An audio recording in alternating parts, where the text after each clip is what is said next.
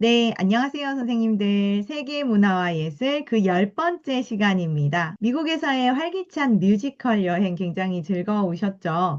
오늘은 다시 비행기를 타고 유럽의 중심, 동화와 자동차, 그리고 멋진 축제의 나라, 독일로 한번 떠나보겠습니다. 네, 도서관 분류 번호로 850, 독일 문학의 나라죠. 네, 오늘은 독일의 기본적인 정보, 독일의 수도, 국기, 국가, 국화에 대해서 당연히 알아볼 거고요. 독일의 문화에 대해서 한번 같이 알아볼게요. 그리고 펠릭스 나델파인 그림책을 읽고 크리스마스 트리 만드는 것까지 한번 해보겠습니다. 네, 독일 생각하면 뭐가 가장 먼저 떠오르시나요? 음. 아마 소세지, 뭐 자동차, 축구 이런 것들 많이 떠오르실 텐데요. 학생들도 축구라고 하는 친구들도 있고요. 또 자동차를 좋아하는 학생들도 꽤 있더라고요. 그래서 독일 자동차, 뭐 이런 얘기들 나눌 수 있을 것 같습니다. 그래서 학생들이 대답하면 자연스럽게 칭찬하시면서 독일 여행의 문을 활짝 열어주시면 좋을 것 같아요. 자, 독일을 대표하는 것들 굉장히 많죠. 그 중에서 프로축구, 분데스리가 같은 경우는 독일뿐만 아니라 세계적으로 축구 팬들한테 인기가 굉장히 많아서 전 세계에서 분데스리가 경기를 즐겨서 보고 있다. 그리고 또 독일 하면 세계적으로 유명한 건 뭐가 있을까요? 네.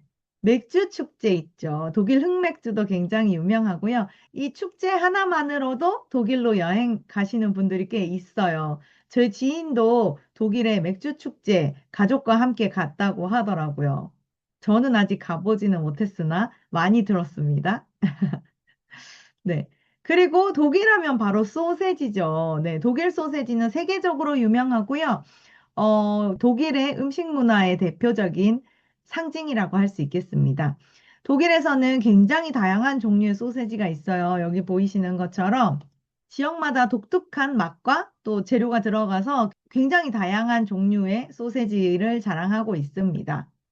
몇 가지 대표적인 소세지를 좀 들어보자면 지금 여기 적혀 있는 것처럼 브라트 부어스트 같은 경우는 독일에서 가장 흔히 볼 수 있는 소세지죠. 저희도 부어스트 많이 먹잖아요. 특히나 구워 먹는 게 일반적이고요. 돼지고기, 또 소고기, 송아지고기, 뭐 혼합해서 만드는 경우가 많다고 해요. 길거리 음식, 또 축제 때, 이럴 때 흔히 볼 수 있고요. 우리가 좋아하는 케찹과 겨자, 빵에 넣어 먹는 경우가 굉장히 많습니다. 또 미넨 화이트 소세지 같은 경우도 유명하죠. 송아지 고기랑 돼지고기를 좀 섞어서 만들고요. 삶아서 먹습니다. 또 먹을 때 껍데기를 벗겨 먹는 게 또 특징이에요. 그래서 겨자에 많이 찍어 먹습니다. 그리고 프랑크푸르터.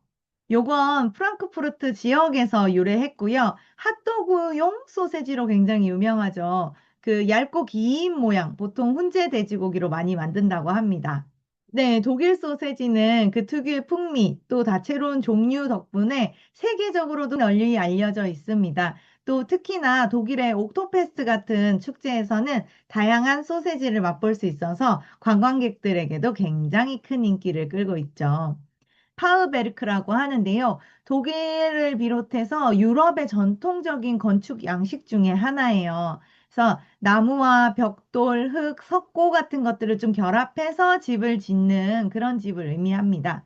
독일의 많은 지역에서 볼 수 있고요. 그 덕분에 독일의 대표적인 건축 양식으로 알려져 있어요. 파우베르크 같은 경우는 보통 나무 틀로 뼈대를 쫙 세워놓고 그 뼈대 사이사이에 벽돌이나 진흙 같은 걸로 채우는 방식으로 지어져 있습니다. 그래서 건물 외관에서 나무 틀의 패턴이 지금처럼 보이는 거예요. 모양도 좀 독특하지만 분위기도 굉장히 독특하죠. 그래서 독일의 옛 도시, 또 옛 마을 이런 데서는 쉽게 볼 수가 있다고 해요. 굉장히 매력적이죠. 독일의 문화유산입니다. 자, 그럼 요건 이제 한옥과, 우리나라의 한옥과 독일의 파우베르크, 어떤 차이가 있을까요? 네, 한옥 같은 경우는 나무 기둥, 그리고 또 그 지붕 위에 기와로 이루어져 있죠. 그리고 창문을 창호지로 덮어놨죠. 바닥은 온돌 바닥으로. 그래서 한옥하면 굉장히 따뜻한 그런 걸 좀 느끼실 수 있을 거예요. 그리고 보통 한옥은 흙으로 벽을 만들어 놨잖아요. 그래서 여름엔 시원하고 겨울에는 온돌. 그에 반해서 파워베르크 같은 경우는 굉장히 단단하고 견고하게 지어진 게 밖에서도 보이죠. 일단 나무 틀 뼈대가 이렇게 드러나 있고요. 여기 사이를 벽돌과 흙 같은 걸로, 석고 같은 걸로 가득 채워놨대요. 그래서 굉장히 견고하고 또 유럽의 추운 지방이잖아요. 그래서 추운 지역의 기후를 좀 잘 견딜 수 있도록 만들어져 있다. 단열이 좀 중요하게 지어져 있는 집이라고 해요. 그리고 지붕 같은 경우도 보면, 우리는 이렇게 좀 완만하게 지붕이 경사져 있다고 하면, 여긴 완전 급경사로 지어놨잖아요. 그쵸? 그래서 비가 많이 오는 그 유럽의 기후에 맞춰져서 좀 설계되어 있습니다. 그래서 한옥은 또 이런 곡선들이 곳곳에 계속 존재하는데, 여기는 좀 직선의 이미지들이 좀 강하게 있다. 그래서 학생들과는 이런 내용들 자유롭게 얘기하시면 될 것 같아요. 독일의 국기에 대해서 한번 알아볼 텐데요. 네, 독일의 국기는 분데스플라게 연방기라고 하고요. 네, 검정, 빨강, 노랑 세 가지 색으로 이루어져 있는 삼색기예요. 네. 인권, 자유, 통일 이런 의미들을 담고 있습니다. 나폴레옹이 프랑스의 황제가 됐을 때 지금의 이제 독일이라는 나라를 지배했던 거예요. 그래서 작은 나라들을 다 지배했을 당시에 사람들이 어, 우리도 하나의 큰 나라가 되어야겠다라고 생각을 하게 된 거예요. 그래서 지금처럼 이렇게 지금의 독일 우리만의 나라를 만들자. 이렇게 하면서 독일이라는 나라가 세워지게 됐다. 그래서 여기 보시면 나폴레옹, 프랑스 황제는 독일을 침략했지만, 그래서 지배를 했지만, 오히려 그 덕분에 독일 사람들, 지금의 독일 사람들이 우리나라를 더 강력하게 만들어야겠다라는 마음을 크게 갖게 됐고, 나중에 그 마음들이 다 모여서 지금의 독일이라는 나라가 탄생했다. 그래서 나폴레옹이 독일에 어쨌든 직간접적으로 도움을 줬다라고 이렇게 설명을 해주시면 됩니다. 그리고 우리 활동지에 유럽 대륙에서 네, 독일을 찾아서 확인해 보시고 독일 여기 있죠. 그리고 독일의 수도 베를린도 한번 체크를 해 봅니다. 독일의 국가인데요. 독일인의 노래.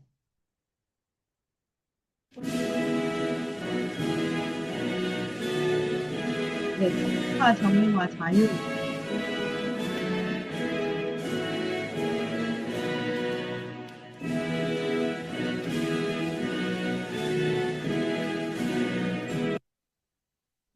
네. 네. 그리고 독일의 국화, 수레국화라는 이름이 붙은 이유는 일단은 꽃 모양이 수레바퀴처럼 생겼기 때문에 그렇게 붙여졌다고 합니다. 유럽이 원산지고요. 색깔도 굉장히 다양해요. 독일의 황제였던 빌헬름 1세가 황실의 상징으로 이 수레국화를 정했기 때문에 그때부터 이제 황제의 꽃이 되었다고 합니다. 그리고 독일이 하나로 통일되면서 독일 사람들에게 좀 더 중요한 상징이 됐어요. 그래서 단순히 예쁜 꽃이 아니라 용기, 또 충성심, 또 민족의 자부심, 이런 걸 뜻하는 그 꽃으로 환대를 받았다고 합니다. 그리고 우리가 독일하면 가장 많이 떠오르는 것 중에 하나는 바로 전쟁이죠. 1차 세계대전, 또 2차 세계대전, 이런 전쟁들을 거치면서 독일이라는 나라가 굉장히 아픈 역사를 많이 가지고 있어요. 아까 전에 우리 지도에서 활동하면서 했던 독일의 수도 베를린에서는 학생들한테 그런 얘기를 좀 들려주시면 좋을 것 같아요. 베를린 장벽에 대한 이야기요. 네, 저기 노란색으로 된 데가 베를린이죠. 네. 베를린 장벽 학생들한테 설명해 줄 때는 저는 이렇게 설명했어요. 어, 우리나라도 지금 남과 북이 분단되어 있는 분단 국가인데 우리나라와 같이 분단되었던 다른 국가 중에 하나는 독일이었다.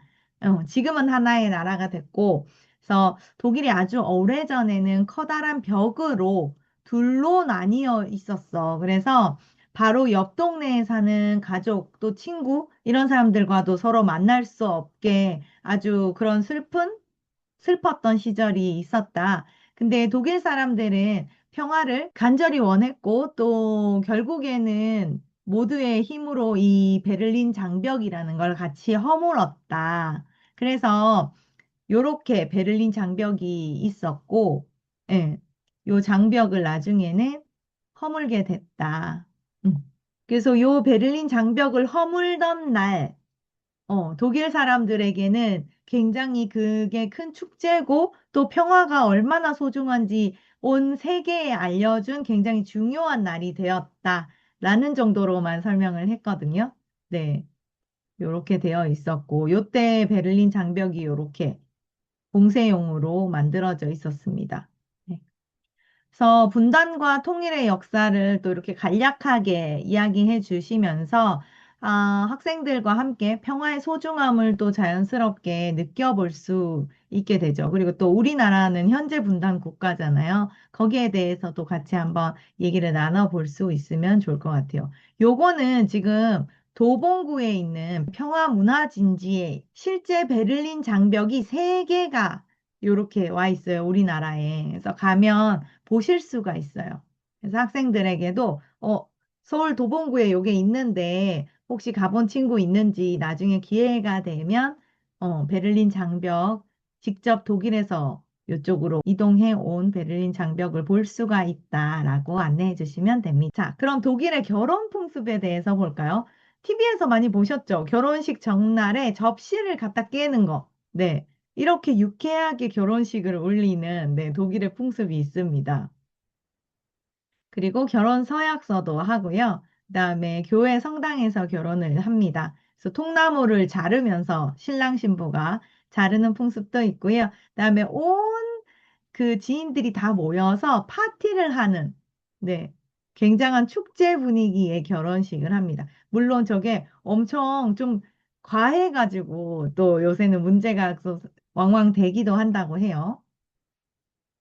저희도 좀 비슷하지 않아요? 결혼식 할 때 막 이 발바닥 때리고 하는 것처럼 좀 그 정도의 좀 그런 게 있는 것 같더라고요.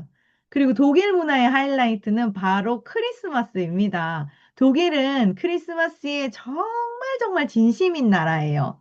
네. 그래서 11월 말부터 네, 도시 광장마다 크리스마스 마켓이 열려요. 그래서 이런 반짝이는 전구 불빛 아래서 다 맛있는 음식도 먹고 또 예쁜 장식도 구경하고 그게 굉장히 낭만적인 네, 엄청 진짜 낭만적인 축제죠. 그래서 전 세계 사람들이 이 마켓을 구경하기 위해서 요 한 달간의 축제를 보기 위해서 독일에 엄청나게 방문을 합니다.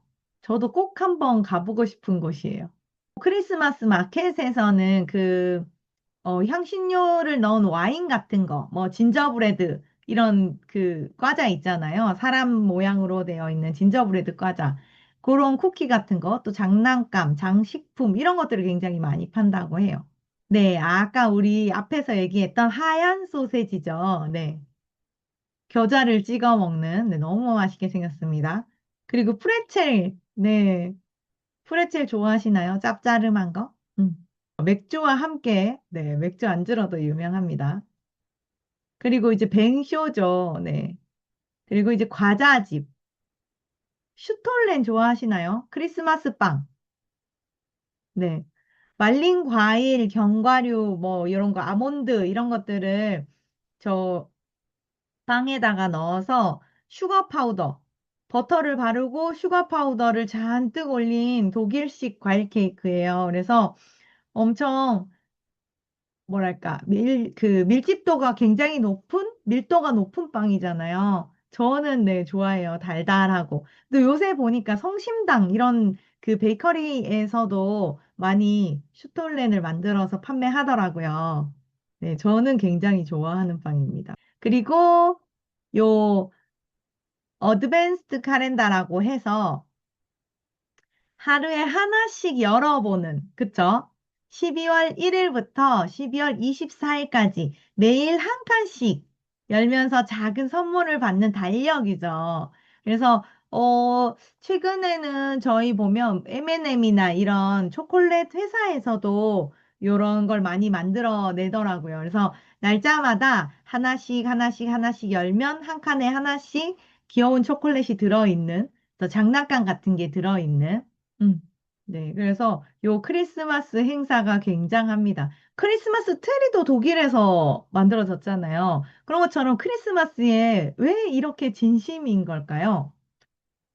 독일 사람들은 크리스마스를 위해 1년을 산다. 이런 말이 있을 정도예요. 그쵸? 그래서 독일 안에서는 크리스마스가 가장 큰 명절이고 축제고 그래서 가장 중요한 행사인데, 어, 가장 큰 이유는 아무래도 종교적인 의미가 좀 크기 때문이에요. 그래서 기독교 문화권이기 때문에 크리스마스가 그냥 휴일이 아니라 뭐 아기 예수님의 탄생을 축하하는 굉장히 중요한 날. 그래서 4주 동안이나 정성을 들여서 준비를 합니다. 그리고 네, 독일의 겨울은 정말 어둡고 길고 굉장히 칙칙하다고 해요, 사실. 그래서 해가 또 짧아지고 날씨도 또 으스스하니까 사람들도 몸이 좀 축 처지고 우울해지기 쉽겠죠. 그래서 집도 바닥이 막 타일이라서 네, 아까 전에 그 집도 보면 엄청 보온에 힘쓴 건축물이었잖아요. 그래서 거기다가 또 비까지 오고 하면 더욱더 어둑어둑해지겠죠. 이런 긴긴 겨울을 버티는 게 굉장히 힘들었다고 해요. 그래서 독일 사람들이 이 크리스마스라는 행사를 한 달이나 하면서 좀 더 따뜻하고 또 동네가 환하게 또 집집마다 예쁘게 장식하고 또 가족들이 막 이렇게 모여서 음식을 같이 먹고 이렇게 하면서 그 긴 겨울을 네, 현명하게 보낼 수 있지 않았나 생각해 봅니다. 네, 독일에서 무려 48년 동안이나 사랑받은 베스트셀러입니다. 펠릭스 나델파인이고요. 펠릭스라는 재봉사의 이야기예요. 모든 사람들이 까만 옷만 입어야 하는 곳이라고 하는데요. 네, 책을 한번 읽고 나서 학생들과 함께 이야기를 나누는 시간 가지시면 될 것 같습니다.